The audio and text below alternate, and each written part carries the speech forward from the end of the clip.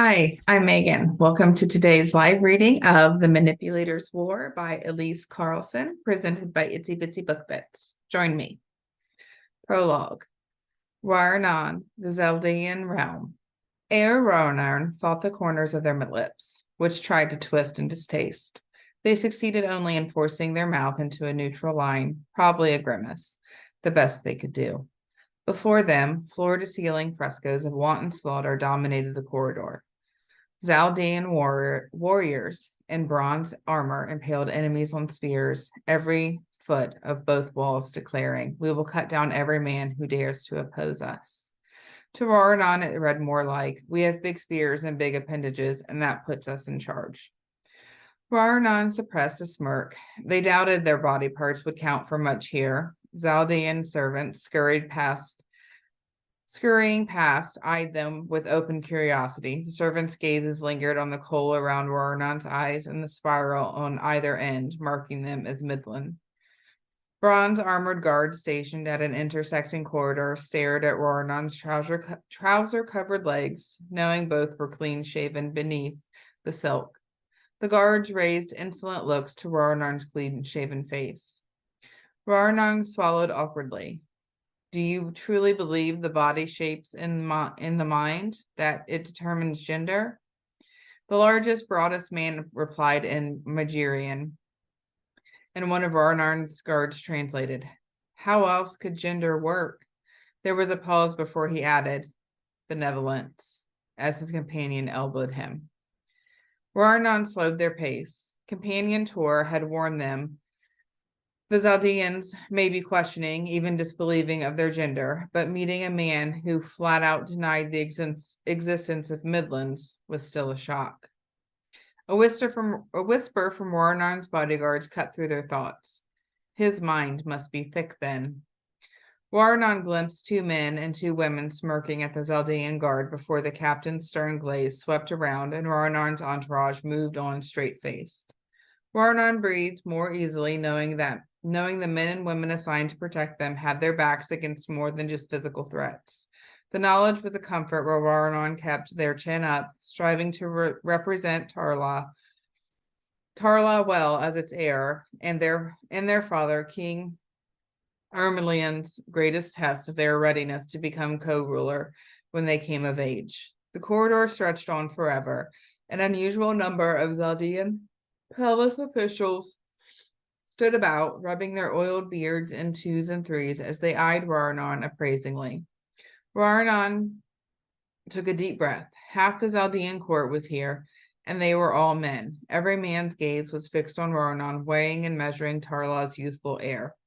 Ruarnon shivered, sensing an undercurrent of hostility that set their teeth on edge. The soft pad of their bodyguard sandals on stone, trailing after them, no longer felt strange. Father and companion Tor were right. Ruarnon's safety wasn't assured here. At last they turned into a quiet corridor. Ruarnon's shoulders relaxed as they stepped beyond judgmental gazes. "Do we stare so rudely at visitors at home?" Ruarnon asked. "They are curious about how your benevolence compares to their new king," Captain Arlaith replied. "King Kyura is only a few years older than you." Ruarnon's brow furrowed. "They don't think much of me. Kyura must come off well in that comparison." Arlaith's brow furrowed, and he eyed Ruarnon pointedly. Ruarnon almost stopped in their tracks. The walls here would have ears and probably eyes. Ruarnon couldn't say what they thought without it getting back to the high-ranking Zaldians, or even King Kyura himself. "Excuse me. Apologies, your benevolence," a servant called, his well-pronounced Timblian catching Ruarnon by surprise. The oil barrel lid came loose, and the corridor is a mess. Ruarnon glanced at a stone floor so thickly coated in oil that it would ooze over their sandals and feet. "We will go another way," they said, and the servant bowed again. Ruarnon doubled back, feeling the unfamiliar drag of their long Zaldian-style tunic sleeves and trousers resisting the air as they walked. The cooler Zaldian climate demanded warmer clothing, but they missed the ease with which bare limbs and a short Tarlan tunic let them move swiftly.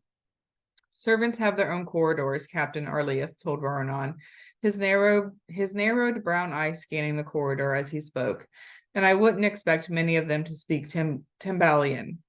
Most speak only Magirian. They may have been refilling oil lamps along the main corridor, but they may not. Ruarnon tensed. What kind of trap was spilt oil?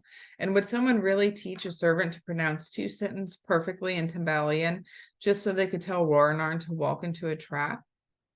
The corridor came to an end with a turning left and right. A folding wooden screen sectioned off the right while daylight bathed the left.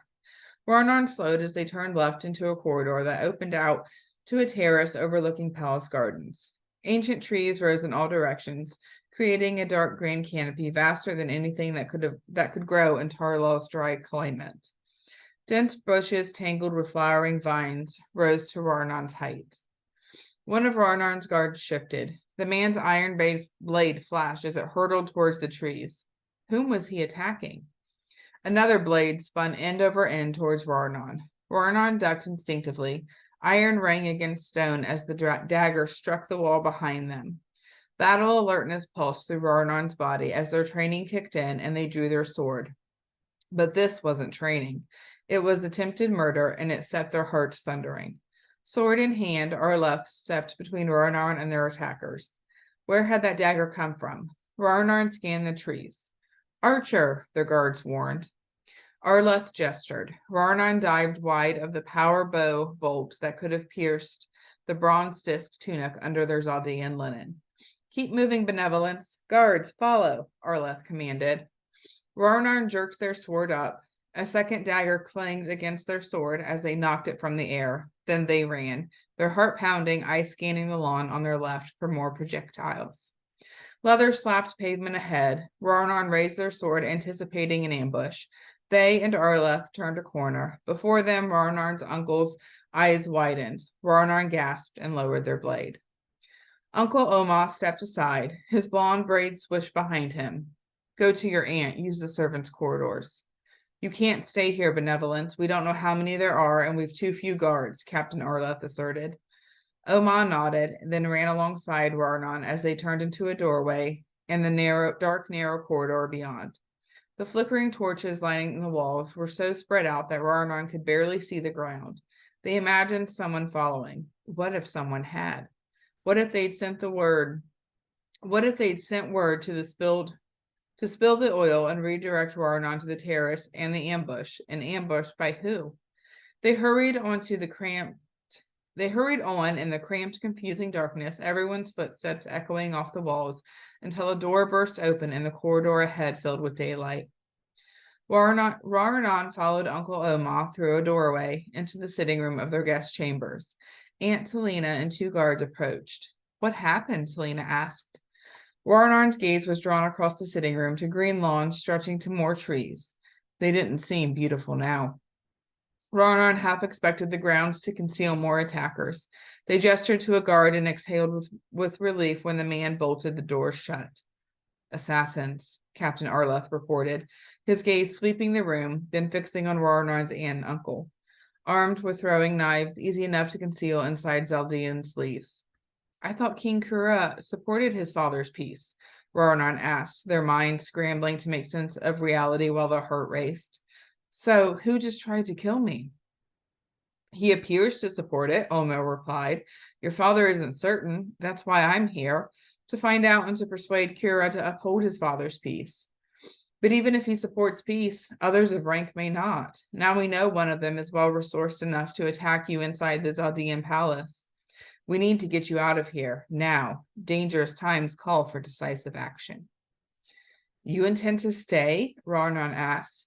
If it was dangerous enough to send them back to Tarlah, why on Majora's Earth wouldn't their uncle accompany them? Aunt Talina had opened Ruarnon's trunk on the bed in the room opposite, and pulled out clothing. The sandy fringe, which usually framed her face, was tucked behind her ears, and her elegant pale fingers packed nimbly as if used to servant's work. You'll need your plainest arms training tunic, she said. Fetch yours, Arleth, and have a certain find our palace guide. I want Ruarnon out of the palace and halfway across Zaldia city before our supper with King Kyura is finished. Someone just tried to kill me, said Ruarnon. We do not know who or why, yet you and Uncle Oma are staying for supper? Kyura is only 19 and 9 months into his reign. His wife is dead. His heir is dead. Do not forget that he is vulnerable. If he does approve of peace, now is the perfect time for those who favor war to twist his arm. I want to assure him he has our support and to exert every influence I can in person. Ruarnon felt a flash of resentment at their father for their favorite uncle having to put himself at risk for their father's plans. Then Ruarnon processed the rest. They were the child in the room, sent to safety while adults did the work, at a time when they were supposed to step up and demonstrate that they could be co-regent. If the danger isn't too great for you, why is it too great for me? They didn't want to be skewered by a crossbow bolt, but they were tired of striving for their father's approval. It seemed within reach, yet now that they were in danger, it was being pushed away again. What would Ermilion think of Ruarnon running back to Tarlah the first time someone tried to kill them?